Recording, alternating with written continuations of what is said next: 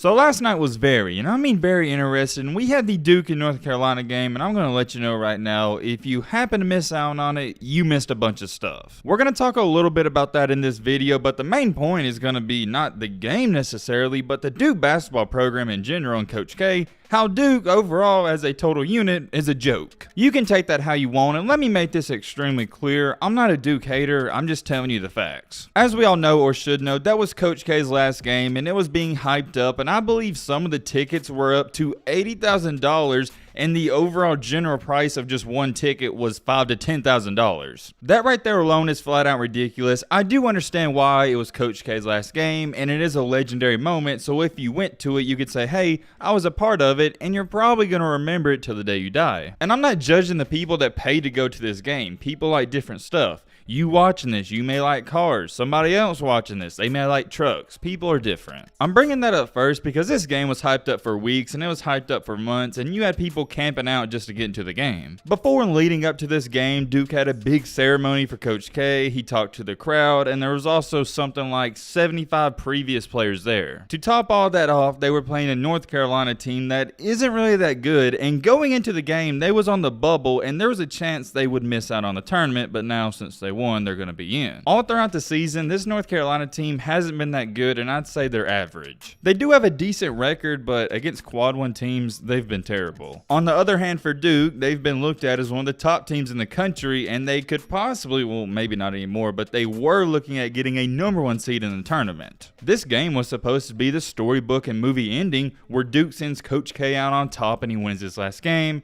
But North Carolina, they trashed it. I want you to really understand me on this. A mediocre North Carolina team goes into Duke, goes into Coach K's house he's built, and just flat out embarrasses them. And yes, that's right, they embarrassed them. Sometimes in basketball and football, there's a fluke win and the better team doesn't win the game. But that wasn't the case. North Carolina was the better team last night. It wasn't even close. Everybody on North Carolina played phenomenal except for the mysterious Caleb Love. He's been one of the most interesting players to keep up with all year long. You look at the stat sheet and he had 22 points, 5 rebounds, 5 assists, and you're like, yeah, that's okay. But check this out. He was 4 for 17 from the field. I do want to give him credit. He was 12 for 12 on free throws, and that's the main reason why he got 22 points. But overall, he didn't play that good. If you want to say he was okay, I'll give you that. But all in all, I think RJ Davis was the best player last night. You could also say Manic. I like him, the forward. Or you could also say Baycott. Anybody besides Caleb Love was the best player for North Carolina. The best way to describe what happened last night is shocking. I was even shocked myself. I told myself going into the game, I watched it, I said if North Carolina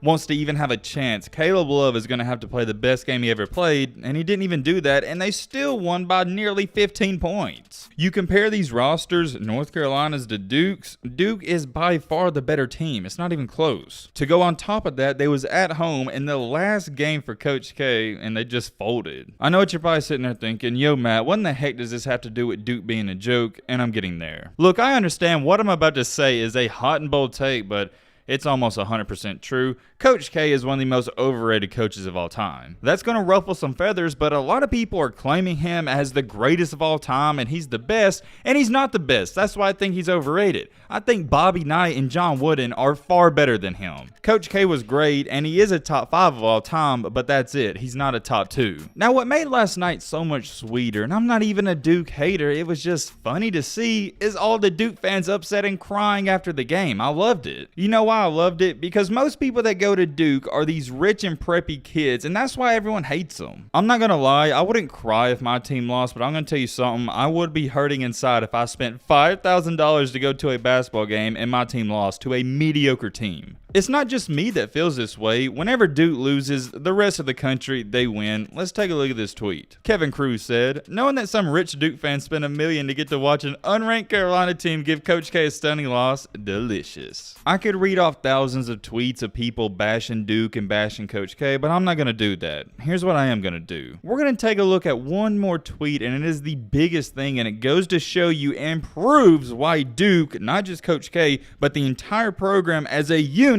is a joke. I actually saw this and I was wondering if anybody was going to talk about it, and coincidentally enough, Seth Greenberg tweeted this out. Really disappointed in how the Duke men's basketball team reacted to the North Carolina coaching staff after the game. Unacceptable. Respect the game and your opponent. This is a simple rule, a lesson coaches need to demonstrate to their players. If some of you don't know what he's talking about, after the game, the North Carolina head coach, I can't show you because ESPN has strict copyright rules, but he was shaking hands with the Duke staff, right?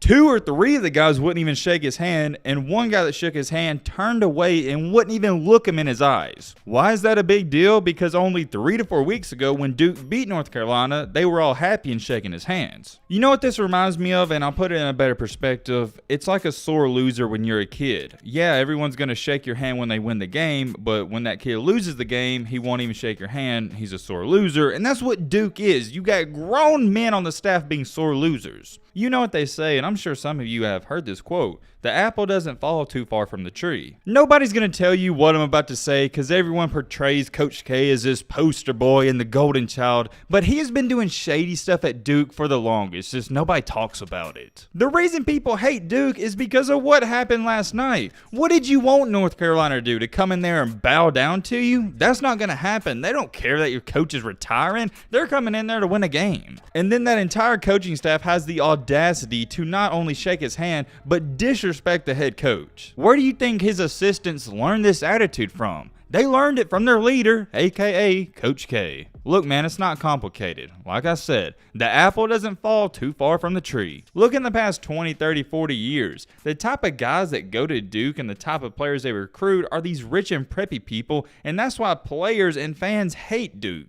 The 2 that come to my mind right off the bat is Grayson Allen and Christian Laettner. Why do you think Michael Jordan didn't go there? He's even came out and said he hated everything about Duke in that program. I know in the comment section there's going to be some of these new people who haven't been watching forever and say, well, Matt, Zion Williamson, RJ Barrett, and Paolo Banchero, they're not these rich and preppy people. And I'm not talking about the last 3 to 4 years. I'm talking about for the vast majority. He's been there for 40. And overall, when you think of a Duke basketball player, what do you think of? A dirty player and a shady player. And where do you think that comes from? Where do you think the root of that starts? With their leader and with their coach. It's not a coincidence that in high school, Grayson Allen was loved by everybody and he didn't have any problems. And then he goes to Duke and then he has all these dirty acts and he's doing dirty plays. It's because of the coaching staff. Am I saying the coaching staff was telling Grayson Allen and other players to play dirty? No, it's more about their attitude. The entire program has this rich and snobbiness to them that it just rubs off on everybody around them. And if you don't think it rubs off, I hate to inform you, you are who you hang with. If you hang with losers for 5 years, eventually you're going to be a loser. If you hang with winner, you're going to be a winner. Duke is a snobby program. The entire coaching staff is snobby and stuck up, and last night was video evidence and proof. Oh, y'all was real happy before the game and y'all was excited, but then after the game you lose and you can't even shake the other coach's hand? What's up with that? Oh, and I can't forget to bring this up before we end up the video. When the game was ending, Caleb Love was talking some trash back and forth with the student section,